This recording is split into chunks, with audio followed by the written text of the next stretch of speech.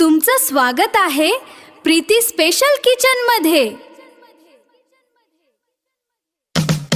चटपटीत आणि झटपट अगदी स्वादिष्ट रेसिपी फक्त तुमच्यासाठी must try Preeti special kitchen.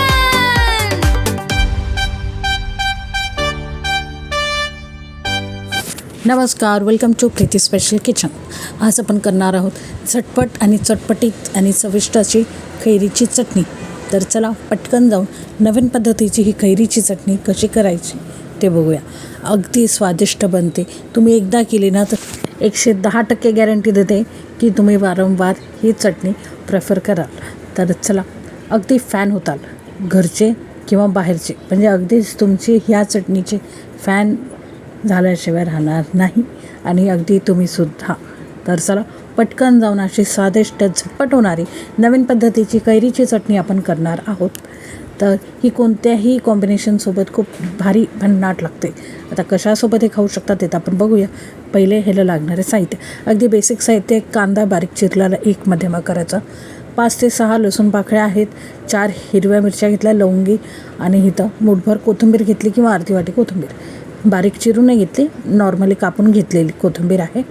तुम्हाला हवं तर तुम्ही बारीक कापूनसुद्धा घेऊ शकता कोथिंबीर। आता अजून काय काय लागणार आहेत ते बघूया।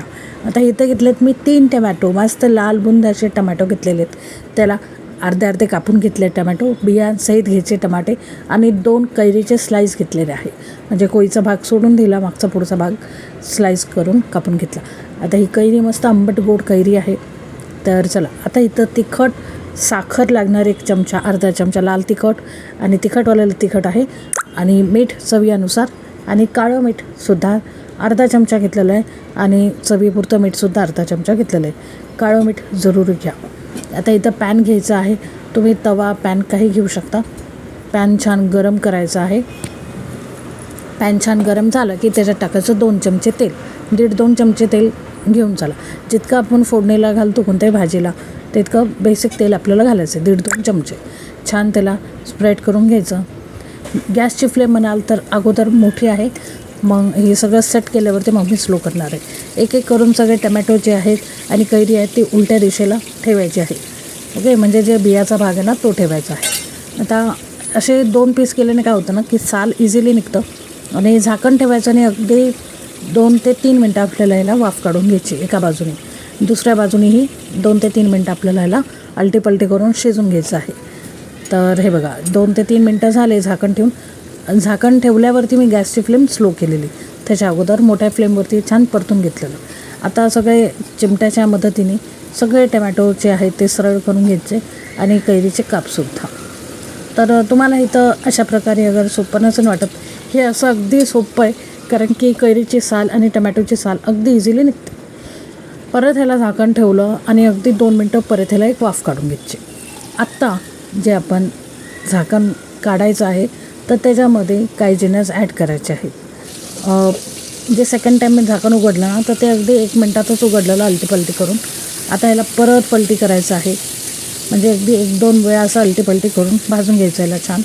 आता हे बघा, तुम्हाला दिसत असतील टमॅटोलासुद्धा छान डागं पडलेले आहेत, आणि कैरीलासुद्धा छान असे डागं पडलेत, म्हणजे लाल लाल स्पॉट पडलेले, छान परतून झालेले म्हणजे टमॅटो आणि कैरीसुद्धा। आता परत ह्याला पलटी करायचं, आणि आता ह्याच्यामध्ये टाकलं आपण गार्लिक आणि ग्रीन चिली, ते सुद्धा कच्चं राहायला नको, छान असं परत ह्याला 2 मिनटं ठेवलेलं मी, म्हणजे साधारण हे भाजी करायला 4-5 मिनटं लागली असतील, म्हणजे प्रत्येक 2-3 मिनटांनी ह्याला आलटीपलटी केल्याने लसूणसुद्धा असं छान हलका गुलाबी झालेला आहे, आणि मिरच्यासुद्धा कच्च्या नाही, छान परतून झालेल्या आहेत। मिरच्यांना मी हुबं चिरलं नव्हतं, तुम्ही करत असाल तो हुब्या चिरा मारून घ्या मिरच्यांना, आणि मगच टाका, ओके। आता हे बघा, गॅस बंद केला आहे मी 1 मिनिट अगोदर, म्हणजे मिरची आणि लसूण गॅस बंद करायच्या अगदी 1-1.5 मिनटं अगोदर टाकायचं। जास्त याला काळं लसूण करायचं नाही, कारण की लसणाचा करपट वास येऊ शकतो त्यामुळे। आणि ते झालं, 1-1.5 मिनटानंतर गॅस बंद केला, आणि आता ह्याच्या साली मी काढत आहे टमॅटोच्या।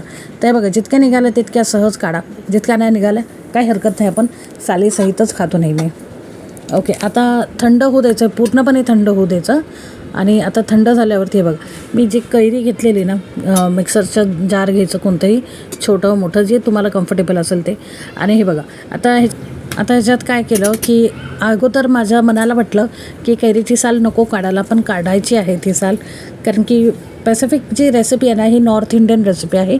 त्याच्यामध्ये आपण जसं कैरीच्या चटणीला ओलं नारळ घालतो ना, तर ते लोक नाही घालत. तर हे अगदीच नॉर्थ इंडियन रेसिपी आहे. तर कैरीच्या साली आपल्याला इथं काढून घेतल्या.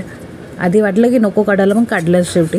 आणि जे काही टमॅटो, गार्लिक आणि मिरच्या होत्या त्या टाकल्या. आणि बस आता ह्याच्यात तिखट, साखर आणि 2 मीठ, काळं मीठ आणि पांढरं मीठ आपलं घातलं आणि एक पल्स करून घ्यायचं. बस एकदा दोनदा असं पल्स फिरून घ्यायचं, चालू बंद करून घ्यायचं की झाली आपली चटणी रेडी. तुम्ही बघितलं. आत्ता ह्याच्यात टाकायचं कोथिंबीर आणि कांदा आणि कोथिंबीर ह्याच्यात घातलं.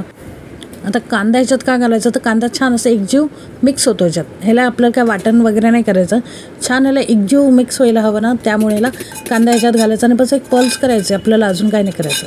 आणि जे काही पॅनमध्ये तेल होतं, अगदी 1 छोटा चमचा ते ॲड करायचं ह्याच्यात. जे काय वेस्ट नाही करायचं आपल्याला तेल. तुम्हाला हवं तर तुम्ही कच्चं तेलही वापरू शकता. बस एक पल्स करून घ्यायचं आहे, म्हणजे मिक्स व्हायला हवं कांदा आणि कोथिंबीर. आणि अशी छान आपली चटणी रेडी आहे.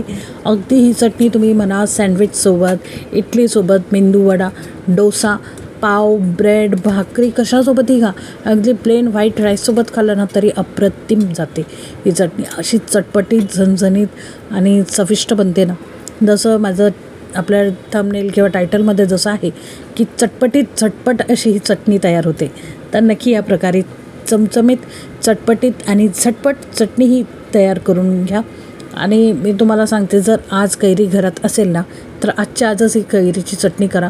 अफलातून, मुंबईच्या भाषेत म्हटलं ना, अगदी भारी अफलातून ही चटणी होते. अगदी तुम्ही फॅनच होताल ह्या चटणीचं, इतकी भारी स्वादिष्ट ही चटणी होते. प्रत्येक सीझनमधून काय तर मी म्हणते ना, प्रत्येक आठवड्याला ही चटणी तुमच्या घरी बनणार आहे, ही गॅरंटी. एकदा जर तुम्ही ही चटणी ट्राय केली तर की ट्राय करा. आणि ही चटणी किती दिवस राहू शकते, तर ह्याच्यामध्ये आपण पाण्याचा वापर नाही केला, बट ह्याच्यामध्ये गार्लिक आहे किंवा कच्चा कांदा आहे, त्यामुळे ह्याला 2 ते 3 दिवसातच कंझ्युम करायचा प्रयत्न करा.